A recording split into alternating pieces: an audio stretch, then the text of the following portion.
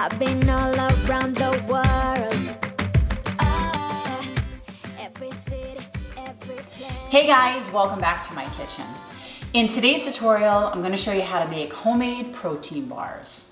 Now, protein bars are really great because if you're dieting, you can use them as a meal supplement. And for those of you who work out, you might be eating them before or after a workout, depending on if you're looking for energy or recovery. But for the most part, most of us eat protein bars or energy bars because they're a quick, easy, on-the-go, healthy alternative snack.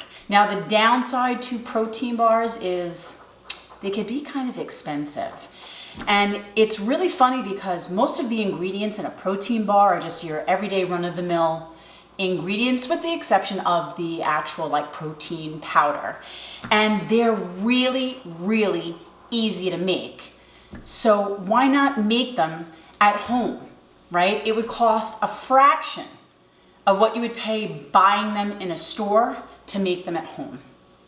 Another great thing is you can customize what you put in it to your liking. So I have a recipe I'm showing you today for peanut butter chocolate chip protein bars, but you can easily swap out the chocolate protein with vanilla and maybe switch out the chocolate chips for white chocolate chips. I'm also putting almonds in mine, but you can certainly do something like walnuts or macadamia nuts. You can add shredded coconut or dried cherries or dried cranberries or toasted pumpkin seeds. So there's endless varieties of combinations of things that you can do with your protein bars. Now, they also store really well in just a Ziploc bag in your freezer for 2 to 3 months. So you just grab and go. Now, like all my tutorials, at the beginning of this tutorial, I have an ingredients page listing all the necessary ingredients with the measurements. And I'll also put it in the description box below for your convenience. So, enough talking. Let's get cooking. We'll start by heating some water up in a pot on the stove. We're going to use what's called a double boiler. So you need a glass or metal heat-proof bowl, and then we're going to place it on top once the water starts to boil and utilize the steam to heat up and thin down our ingredients.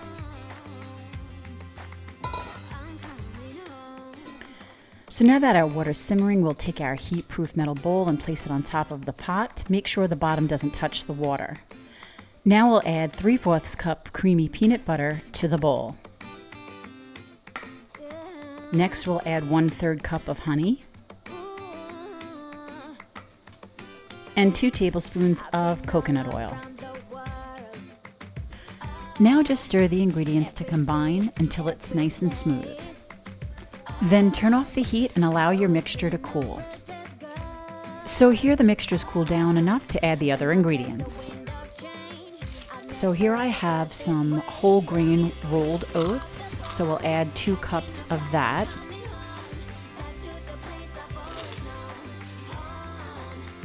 And next we'll add our whey protein powder. We need 1/2 cup, which is typically 2 of the little scoopers that are found in the protein powder.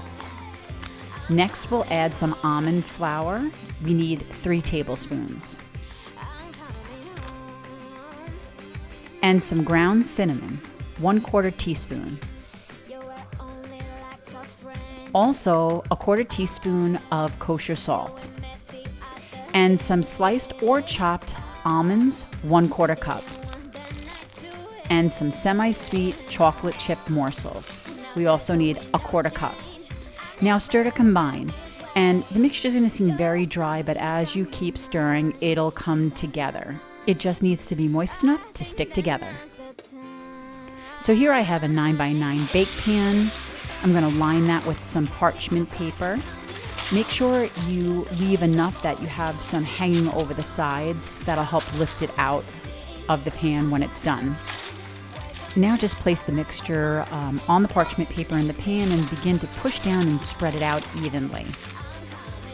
Now I ended up switching to a little spatula because it's firmer and helped to push it down a lot easier. I thought I had allowed my mixture to cool down enough, but it didn't, so my chocolate chips melted, so I just added a few more and pushed them down into the mixture. Don't worry, it's going to taste absolutely great. So now it's ready to go in the freezer for an hour. Here it is an hour later, nice and firm. We'll just pull that out, and we're just going to slice it into strips and then cut it in half to create our bars. I recommend storing your protein bars in the freezer. You can store them for up to 2 months. And there you have it, our peanut butter chocolate chip protein bars. Now, let's taste them. Okay, here they are, guys, our protein bars. And let's try one.